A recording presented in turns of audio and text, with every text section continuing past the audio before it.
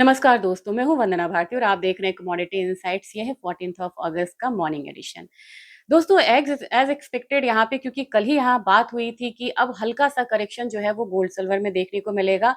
Panic नहीं है, again फिर कह रही हूँ कि पैनिक यहाँ पे नहीं है और यहाँ एक आपको वैल्यू बाइंग मिल रही है। तो इस करेक्शन को भले ही आप इंट्राडे में आप सेलिंग के उसमें इस्तेमाल करिए रूप में, लेकिन जिन लोगों को पोजिशनल ट्रेड लेना है, जिनको ईटीएफ बाइंग करनी है, जिनको फिजिकल बाइंग करनी है, अगेन मैं ये कहूंगी कि आपके लिए एक यहाँ बाइंग अपॉर्चुनिटी निकल के आ रही है। आज के दिन भी क्योंकि लेवल्स नहीं आए थे तो वो करेक्शन कंटिन्यू है और इन एडवांस मैंने आपको कहा था कि पूरे हफ्ते यहाँ पे जबरदस्त तेजी आई है गोल्ड सिल्वर में।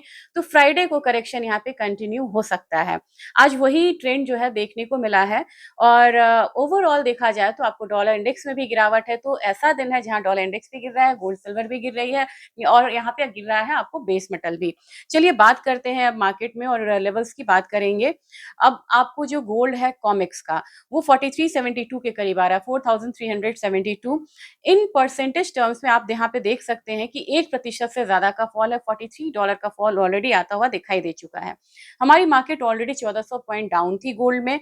1,53,466 का लेवल था। एक बार ये लेवल जो है आपको 1,52,200 500 के करीब आता हुआ दिखाई दे सकता है। ये 24 कैरेट का दाम है। आपको 22 कैरेट में इससे कम का दाम मिल सकता है। तो फिजिकल वालों के लिए ये एक अच्छा दिन साबित हो सकता है। और सिल्वर की बात अगर मैं करूं तो सिल्वर में भी अब यहाँ पे $64 के लेवल्स आते हुए दिखाई दे रहा है, यानी कि $67 का जो एक आपको रेजिस्टेंस था उसको ये कमोडिटी ब्रीच नहीं कर पाई है। नीचे अपने सपोर्ट की तरफ आ रही है। सपोर्ट आपको कहाँ मिलता हुआ नजर आएगा? $63 के करीब। $63 अगर आता है यहाँ पे तो और फॉल की एक्सपेक्टेशन है इंट्राडे में। और परसेंटेज टर्म्स में यहाँ पे गोल्ड जहां 1% से ज्यादा गिरा है, यहाँ पे सिल्वर की जो गिरावट है वो ज्यादा है, 1.5% के करीब है। हमारे बाजार में कल हम लोगों ने लगभग 2400 पॉइंट्स का माइनस देखा था। क्लोजिंग हुई थी 2,35,447। कल के दिन में मैंने आपसे कहा था, एक लेवल दिया था 2,32,000, 2,33,000। यहाँ पे फिर से एक बारी बाइंग आएगी, लेकिन आज के लिए जिन लोगों ने यहाँ पे सेल करना उनके लिए सेलिंग की अपॉर्चुनिटी रहेगी और प्राइसेस नीचे की तरफ आ सकता है 2,32,000 के करीब और वहां से फिर एक अच्छी लिवाली बनती हुई नजर आएगी। तो ध्यान में रखिएगा, क्लियरली डाउन ट्रेंड है इंट्राडे के लिए, लेकिन अगले हफ्ते एक बार रिबाउंड आ सकता है। तो सेलिंग करके छोड़ना नहीं है, प्रॉफिट बुक करके निकलना है। अब बात करेंगे एनर्जी काउंटर की। एनर्जी काउंटर में ऑलरेडी डाउनसाइड आ रहा है, 80.86 का लेवल है, माइनस 0.5% का एक डाउनसाइड है। और हमारे बाजार में जो लेवल्स मैंने यहाँ पे कहा है कि 7750 7700 आपको आता हुआ दिखाई दे सकता है। तो ऐसा दिन जहां गोल्ड सिल्वर डॉलर और क्रूड ऑयल सारी चीजें ही गिर रही हैं, देखना है कि बाइंग किस काउंटर में आता है, क्योंकि मुझे लग रहा है कि इक्विटी में भी देखते हैं कि हल्की सी बाइंग आती है या नहीं आती है। नेचुरल गैस, यहाँ पे आपको एक बाइंग जो है नजर आ सकती है, क्योंकि 0.7% के साथ यहाँ पे एक अपसाइड के साथ ट्रेड कर रहा है। आज के दिन में 265 267 वाला जोन आ सकता है।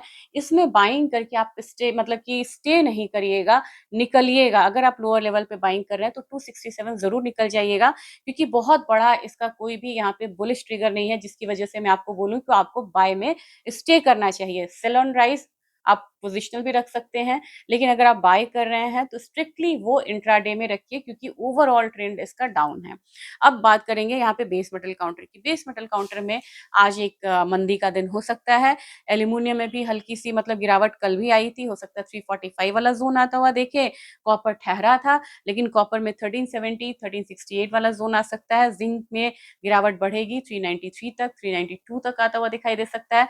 तो अब ये समय है जब आपको जितना भी एसेट क्लास है, जितना भी काउंटर है कमोडिटीज का, वो आपको लोअर लेवल बाइंग की अपॉर्चुनिटी देगा और इंट्राडे में सेलिंग की स्ट्रैटेजीज देगा। तो ट्रिकी है मार्केट, लेकिन अगर आप संभल के लेवल्स के साथ ट्रेड करते हैं तो दिक्कत नहीं है। जाने से पहले एक चीज बोलना चाहूंगी, आज डेटा बहुत ज्यादा है और डेटा का ध्यान रखेंगे आप लोग, क्योंकि डेटा यहाँ पे रिटेल सेल्स डेटा भी है, यूएस का काफी इंपॉर्टेंट होता है, रिटेल कंट्रोल है।